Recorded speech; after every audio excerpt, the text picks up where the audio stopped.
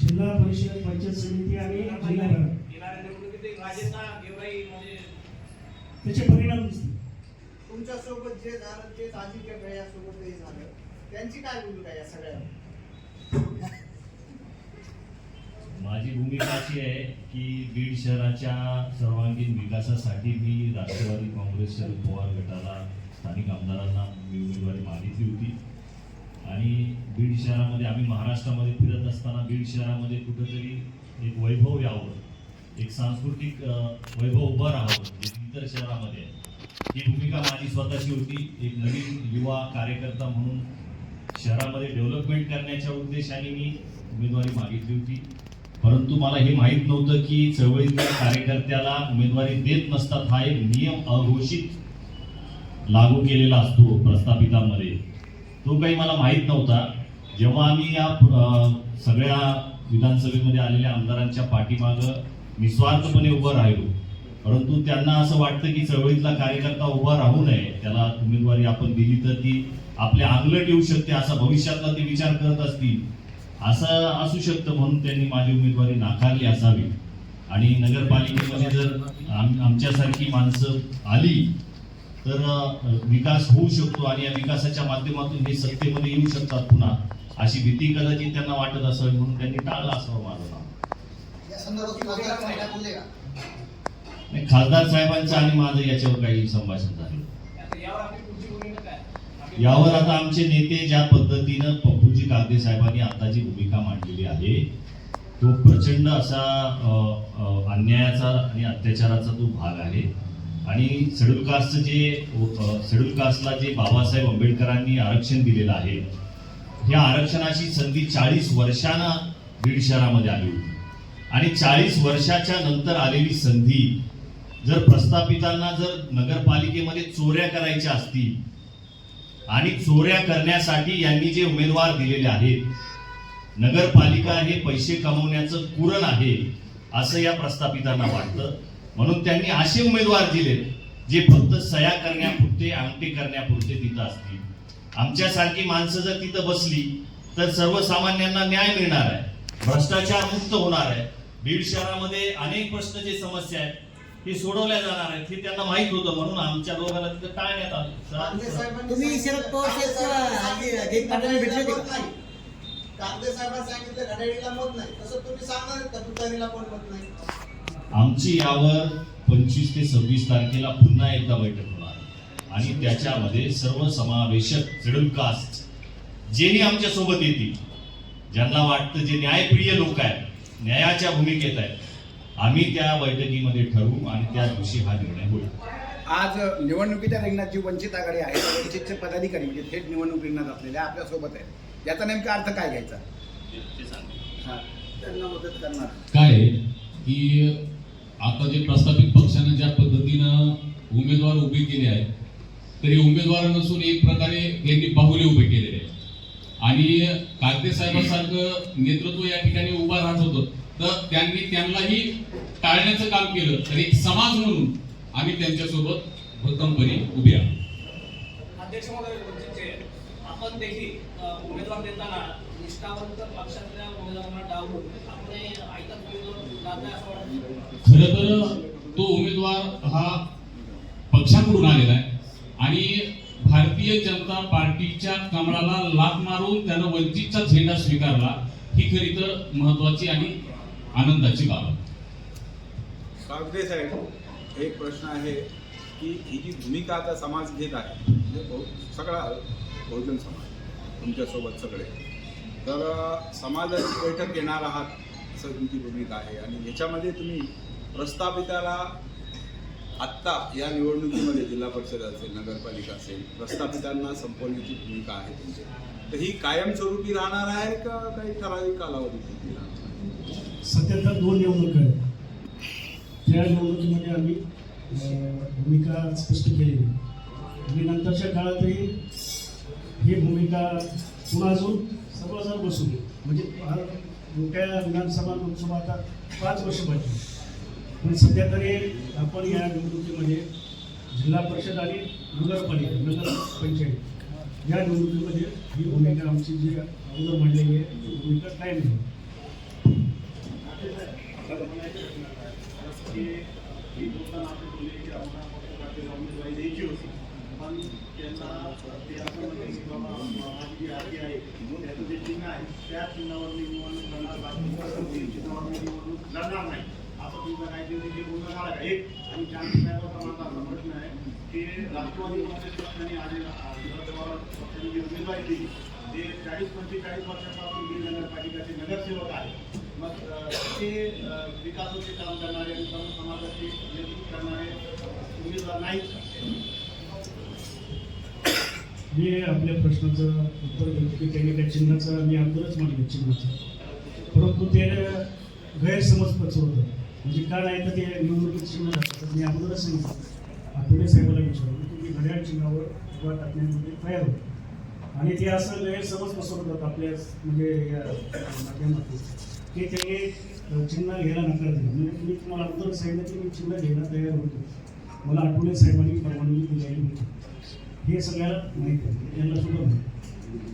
राष्ट्रीय पातळीवर हे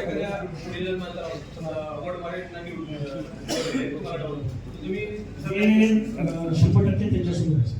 तुम्हाला डावलून दिली असते हो, मला डावलून दिली असती तरी दिली असते. चळवळीतल्या कुठल्याही कार्यक्रम मनमानी असतील, अजिंक्य असतील किंवा कुणी असेल, तिथं बसलेले अजय सरोदे असतील, कुणी असेल, आणि प्रामाणिकपणे मी त्याला मदत केली असते.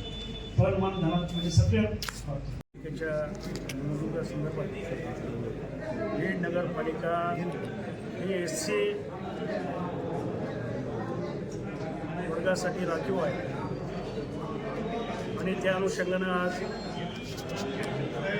आपल्या सर्वांची संवाद करतोय. आपल्याला माहीत आहे की गेल्या 10 तारखेपासून ते 17 तारखेपर्यंत जो काही जडण झालेली आहे त्या संदर्भामध्ये मी आपल्याशी बोलतोय. सुरुवातीला नगरपालिका ही निवडणूक मला लढवायची नव्हती, हे सर्व कार्यकर्त्यांना माहीत आहे. परंतु सर्व कार्यकर्त्यांनी आग्रह केला की हे आपण निवडणूक लढवली पाहिजे, आणि राष्ट्रवादीकडून सुद्धा मला विजयसिंह पंडित असतील, आमदार विजयसिंह पंडित यांनी मला फोन केला की आपण ही निवडणूक लढवावी. अजितदादाचा निरोप आहे, पूर्ण ताकदीनिशी आपल्याला ही निवडणूक लढवायची. मी त्यावेळेस स्पष्ट सांगितलं की मला काही ही निवडणूक लढवायची नाही, परंतु काही ह्या 3-4 दिवसामध्ये कन्व्हिन्स करायचा प्रयत्न केला, आणि मी माझ्या कार्यकर्त्याची बैठक घेतली. कार्यकर्त्याला मी पहिली सूचना दिली की ही आपण निवडणूक लढवावी, परंतु सर्व कार्यकर्त्यांनी आग्रह केला की आपण ही निवडणूक लढवली पाहिजे. मी त्यांच्या इच्छा खातर निवडणूक लढवण्याचा निर्णय घेतला, आणि राष्ट्रवादीच्या नेत्यांना मी निरोप दिला की मी निवडणूक आपणही विनंती केलेली आहे, आणि म्हणून निवडणूक लढवण्याचा मी निर्णय घेतला. आणि बघितलं की 13 तारीख असेल, 12 तारीख असेल, 14-15पर्यंत सर्व वर्तमानपत्रामध्ये बातम्या आल्या, आणि त्याच्यामध्ये पप्पू कागदेला तिकीट सुटणार, आणि एका वृत्तपत्रामध्ये तर स्पष्टपणे सांगितलं की पप्पू कागदेचं तिकीट हे फायनल झालेलं आहे, त्यांना उमेदवारी मिळाली आहे. मला असं लक्षात आलं की जेव्हा माझी उमेदवारी टाळण्यात आली त्यावेळेस असं लक्षात आलं की जे काही 3-4 दिवस बातम्या पेपरला आल्या, पेपरमध्ये आलेल्या आहेत, त्याच्यामध्ये माझ्या छबीचा, माझ्या प्रतिमेचा वापर केला, आणि जे खालचे कॅन्डिडेट्स आहेत नगरसेवकाचे ते त्यांनी जमवण्याचा प्रयत्न केला. मला अनेक नगरसेवक जे उभा टाकलेले आहेत त्यांचे मला फोन आले 15 ते 20, आम्ही तुमच्यामुळं राष्ट्रवादीचा घड्याळ घेतलं आणि आज तुम्हाला तिकीट नाही आहे. त्यांनी त्यांचा राग आणि त्यांच्या भावना माझ्यापाशी व्यक्त केलेल्या आहेत. आजच्या पत्रकार परिषदेमध्ये मी बोललेलो आहे की माझं तिकीट कापल्यामुळं मी आज माझ्या भावना व्यक्त करत नाही. ह्या पूर्ण समाजाच्या ज्या भावना आहेत की ज्या पद्धतीनं एक स्वाभिमानी नेतृत्वाला, स्वतंत्र विचाराचा असणाऱ्या कार्यकर्त्याला तुम्ही डावलून एका विशिष्ट ज्याचं की शेख मुजीब नावाचा माणूस आहे त्याच्या पत्नीच्या सासूला हा, पत्नीच्या आईला तिकीट देण्यात आलं. म्हणजे या ठिकाणी तुम्ही मुस्लिम लोकांना तिकीट देण्याचं काम एसीच्या जागेवर केलेलं आहे. जी ही प्रवृत्ती आहे राष्ट्रवादी काँग्रेस पक्षाची. आणि तुम्ही खऱ्याखुऱ्या भीमकन्याला तिकीट दिलेलं नाही. तुम्ही मुस्लिम महिलेला तिकीट देण्याचं काम आपल्या माध्यमातून झालेलं आहे. त्याचा निषेध करण्यासाठी आम्ही सर्व दलित संघटनेचे सर्व प्रतिनिधी, पूर्ण समाज या ठिकाणी एकवटलेला आहे. आणि मी त्यांच्या वतीनं मी आपल्या भावना व्यक्त करतो आहे. आणि या माध्यमातून आपण बघितलं की माझा एकच त्याला प्रश्न आहे, तुम्ही जर एसीच्या कुठल्याही खऱ्याखुऱ्या कर्त्याला भीमकन्याला जर तिकीट दिलं असतं तर त्याचं आम्ही काम केलं असतं, तुम्हाला सहकार्य केलं असतं. परंतु आज आम्ही निर्णय घेतलेला आहे की बीड नगरपालिकेमध्ये राष्ट्रवादीच्या घड्याळाला मतदान करायचं नाही आहे. आम्ही सर्व समाजाने निर्णय घेतलेला आहे. आणि जे आज या ठिकाणी जे उपस्थित आहे, आम्ही सर्वांनी निर्णय घेण्यात आलेला आहे की राष्ट्रवादीचा या ठिकाणी जाहीर निषेध करायचा आणि राष्ट्रवादीचं घड्याळीचं काम करायचं नाही, हे सर्व समाजाच्या वतीनं आम्ही निर्णय घेतलेला आहे. आणि जो काही निर्णय पुढचा होईल तो आम्ही 25 ते 26 तारखेच्या दरम्यान आम्ही मोठी बैठक आयोजित करणार आहोत. त्याच्यामध्ये सर्व आंबेडकरी चळवळीचे सर्व विचारवंत, सर्व कार्यकर्ते, सामाजिक स्तरातील सर्व कार्यकर्ते उपस्थित राहणार आहेत. आणि जो समाज निर्णय घेईल त्याचा त्या समाजाच्या निर्णयाला माझा पाठिंबा राहील. तुमची भूमिका काय? तुमच्या प्रस्ताव आपण पक्षाकडे पाठवला आहे आणि त्यावरती पक्ष निर्णय घेईल असं सांगितलं होतं. पण त्यानंतर अमरसिंह पंडितांची पत्रकार परिषद झाली आणि उमेदवार जाहीर झाला. त्यामध्ये त्यांनी सांगितलं की आपण 3 उमेदवारांचा प्रस्ताव पाठवला होता. त्या अनुषंगाने ज्या सर्वेमध्ये जो जास्त आहे त्याचं ते नाव फायनल करण्यात आलं असं त्यांनी सांगितलं. मला सांगा, पप्पू कागदेचा सर्वे होऊ शकतो का? पप्पू कागदेचा सर्वे होऊ शकतो का? पप्पू कागदेचं नाव गेल्या 30 वर्षापासून घराघरामध्ये अनेक लोकांच्या बहुजन समाजाच्या मी समस्या सांगतो. माझ्या ऑफिसला आलेला माणूस काम करूनच घेऊन जातो. मी त्याचं काम करतो. मी त्याला कधी जातपात विचारली नाही. पप्पू कागदेचा कधीही सर्वे कुणीही करू शकत नाही. परंतु मी आपला सर्वे 3 तारखेला आपला सर्वे मी आजच सांगतो की आपण 3 नंबरला राहू. मी त्यांचा सर्वे करतो. आणि माझं जर नाव पक्षश्रेष्ठीकडे जर पाठवलं असेल आणि जर कुणी जाऊन मला वाटतं 16 तारखेच्या दुपारी 3 वाजता जो कोणी मनुष्य गेलेला आहे शेख मुजीब नावाचा, तो एकही त्याच्यासोबत बौद्ध समाजाचा माणूस नव्हता. विशेषतः कुठला मातंग समाजाचा माणूस नव्हता, चर्मकार समाजाचा माणूस नव्हता. त्याच्यासोबत सगळे मुस्लिमचे सगळे माजी नगरसेवक. आणि त्यांनी त्या ठिकाणी काय मांडलं मला माहीत नाही. परंतु एक तर ते तिथं बौद्ध समाजाचा माणूस नव्हता. आणि तुम्ही जर दुपारी 3 वाजता भेटून संध्याकाळच्या 7 वाजेपर्यंत 3 तासात 4 तासामध्ये कुणाचा सर्वे होऊ शकतो का? आणि माझी जर शिफारस एकट्याची केली असेल तर ते तुम्ही म्हणजे मला टाळू शकता का पक्षश्रेष्ठी? ह्याची सुद्धा तपासण्याची गरज आहे. त्यांचं एकच होती, एकच त्यांच्यातून दिसून आलं की इथं या ठिकाणी चळवळीतल्या कार्यकर्त्याला तिकीट द्यायचं नाही. कारण चळवळीतले कार्यकर्ते हे स्वतंत्र विचाराचे असतात. कुणाच्याही दबावाखाली ते काम करत नाही, त्याला हे माहीत आहे. आणि त्याला माहीत आहे जर ह्यांना जर तिकीट दिलं तर निश्चितपणे बीड शहराचा विकास झाल्याशिवाय राहणार नाही. हे त्यांच्या लक्षात आल्यानंतर मला असं वाटतं की त्यांनी तिकीट कापण्याचं किंवा काय जे असेल ते तुम्ही म्हणलात की त्या वरून मॅसेज आला म्हणून त्यांनी केलं असं.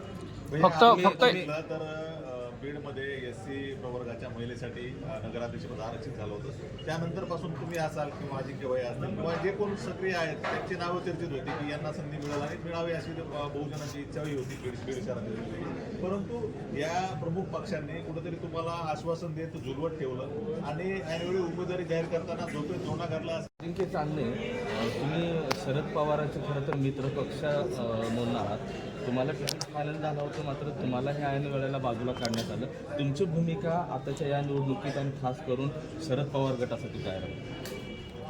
राष्ट्रवादी काँग्रेस पार्टी शरद पवार गटाकडे स्थानिकचे आमदार संदीपजी क्षीरसागर यांच्याकडे आम्ही उमेदवारीची मागणी केली होती. आणि आंबेडकरी चळवळीला डावलण्याचं काम या स्थानिकच्या आमदारांनी केलेलं आहे असं आम्हाला सुरक्षित दिसत आहे. की चळवळीतला कार्यकर्ता हा बीड शहराच्या राजकारणामध्ये आला नाही पाहिजे. आणि बीड शहराच्या विकासासाठी आमचा जो दृष्टिकोन आहे हा दृष्टिकोन आम्ही जशीच आरक्षित जागा पडली तेव्हापासून आम्ही जनतेच्या समोर मांडत आहोत. आणि हा जो आमची भूमिका आहे बीड शहराच्या विकासाची या भूमिकेला कुठंतरी थांबवण्यासाठी रोखण्यासाठी आमची उमेदवारी राष्ट्रवादी काँग्रेस पार्टी आणि स्थानिकच्या आमदाराच्या माध्यमातून डावलण्यात आलेली आहे असं आम्हाला वाटतं. आणि बीड नगरपालिकेमध्ये एक पुरण म्हणून बीड नगरपालिकेला पाहिलं जातं, पैशाचं पुरण आहे ते. आणि हे प्रस्थापित लोकांना आमच्यासारखे चळवळीतले बंडखोर कार्यकर्ते जे त्यांना त्या नगरपालिकेमध्ये चोऱ्या करण्यापासून अडवू शकतात अशांना उमेदवारी मुद्दाम या प्रस्थापितांनी डावललेली आहे असं आमचं मत आहे. अजय सरवडे, तुम्ही वंचितकडनं देखील वंचितकडनं देखील तुम्ही उमेदवार घोषित केलेला आहे. कागदे साहेबांच्या नेतृत्वात आता तुमची काय भूमिका आहे? खरं तर बीड नगर परिषदेचं नगराध्यक्षपदाचं जे आरक्षण आहे ते आरक्षण अनुसूचित जातीच्या महिलेसाठी सुटलेलं होतं. परंतु या ठिकाणी ज्या प्रस्थापितांनी फक्त नियंत्रित आणि ठेवलेल्या व्यक्तींना समजा उमेदवाऱ्या त्यांनी डिक्लेअर केलेल्या आहेत. परंतु आम्ही या ठिकाणी जिजाऊ, सावित्री आणि रमाईच्या विचारांना मानणारी आणि विचारांना मानणाऱ्या उमेदवारी आम्ही आज काल जाहीर केलेली आहे. पुढची भूमिका कागदे साहेब कधी जाहीर करणार आहेत? कुठल्या वारी, किती दिवसानंतर? आणि जे प्रमुख पक्ष आहेत त्यांना काय इशारा असेल, ज्यांनी अशा पद्धतीनं चळवळीतल्या कार्यकर्त्यांना टाळलेलं आहे, विशेषतः त्यांच्या हाताखालचं मांजर होईल अशा पद्धतीच्या व्यक्तींना देखील तिकीट दिलेलं आहे. त्यामुळे एकंदरीत आंबेडकरी चळवळी असतील यांची भूमिका काय असणार आहे आणि या निवडणुकीत कसा त्यांना परिणाम दिसेल? बघा, आम्ही सर्व समाज म्हणतो, समाजातील विचारवंत असतील, सर्व डॉक्टर्स, प्राध्यापक आणि सर्व समाज 25 किंवा 26 तारखेला एक व्यापक बैठक घेणार आहोत. आणि त्यामध्ये आम्ही सर्वजण मिळून जो निर्णय समाज म्हणून जे घेतील त्या निर्णयाला आमचा पाठिंबा राहील.